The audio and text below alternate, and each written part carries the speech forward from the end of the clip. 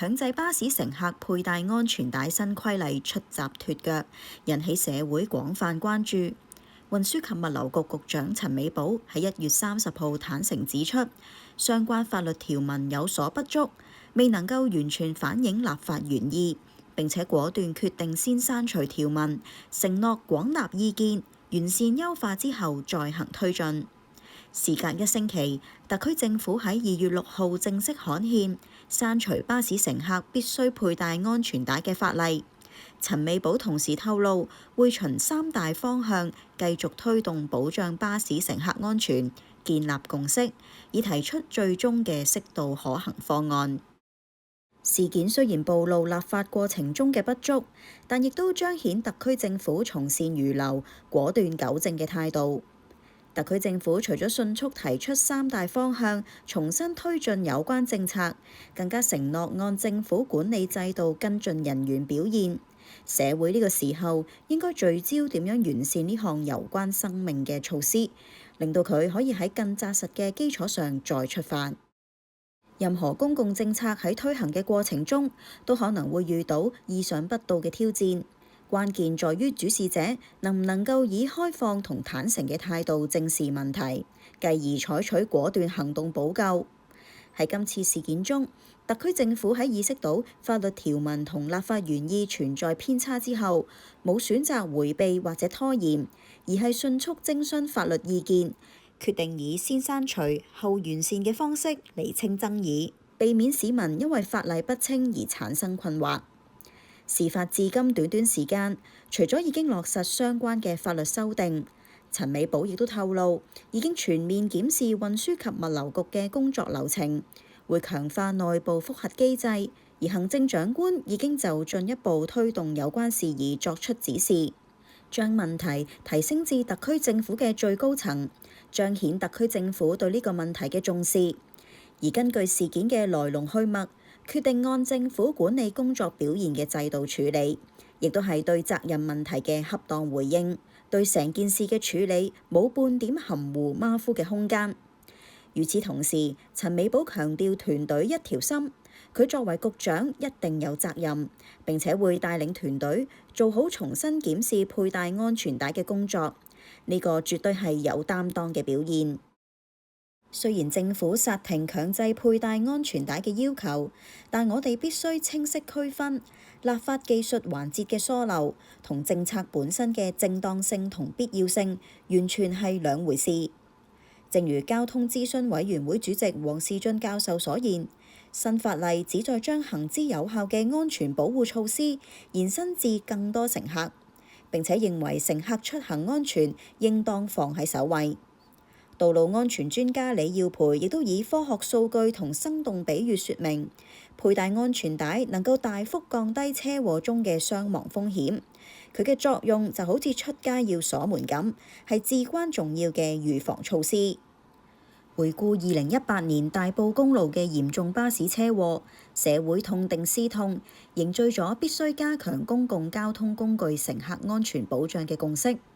從唔少先進地區嘅成熟經驗可見，喺巴士上強制使用安全帶已經係提升道路安全水準嘅普遍做法。特區政府嘅立法初衷，正正係回應社會關切，力求為市民提供更周全嘅保障。呢份以生命安全為依歸嘅初心，純正而堅定，唔應該因為條文未臻完善而遭否定。展望未來，陳美寶宣布，局方會重新全面檢討巴士乘客佩戴安全帶嘅工作，以建立社會共識，尋求最佳同有效嘅方案，並循3個方向去做好呢件事。第一，全面檢視搭巴士嘅時候佩戴安全帶嘅安排。局方會展開公眾諮詢，廣納民意，再就推行方向同細節提出建議。第二，政府會邀請專家就巴士上安全帶嘅設計、裝置同效能進行研究。第三，政府會繼續加強宣傳教育，培養公眾自發佩戴安全帶嘅習慣。我認為運輸及物流局提出呢3個工作方向，顯示局方已經從事件中吸取到教訓。公眾對安全帶能夠保命嘅原則其實冇異議。問題只係喺執行上點樣喺安全同方便之間取得平衡。局方決定再次就規定廣泛諮詢社會，又會邀請專家參與，甚至決意從根本上解決問題，徹底研究邊一種安全帶嘅設計最切合香港獨有嘅情況同實際需要。可以預期，呢項以更好保障乘客安全為根本目的嘅德政，將來再次推出嘅時候，一定已經有更平衡同圓滿嘅方案。另外，我完全同意政府決定繼續加強公眾教育，持續推廣安全帶等於生命帶呢個科學觀念，教導市民正確佩戴方法，尤其係針對兒童、孕婦同長者等，化解安全帶過緊、唔方便等嘅疑慮，等安全知識深入人心，逐步培養自覺佩戴嘅習慣。過程中同時細心了解市民嘅體驗，研究優化細節。例如係明確講唔同情景之下嘅合理操作指引，並且加強車廂內外嘅宣傳同提示，令到佩戴安全帶成為深入人心嘅習慣。一項良政嘅成功離唔開社會嘅理解、支持同配合。今次安全帶規例嘅推行過程雖然喺開局遇到挫折，但就促使政府、立法機關、業界專家同埋市民更深入共同審視呢個議題。我相信，當修訂後嘅法例再度提出嘅時候，一定能夠更切實咁回應巴士乘客嘅關切，公眾對新規定亦會有更好嘅準備，令到呢項以更好保障市民出行安全為初衷嘅重要措施得以順利推行並且取得成效。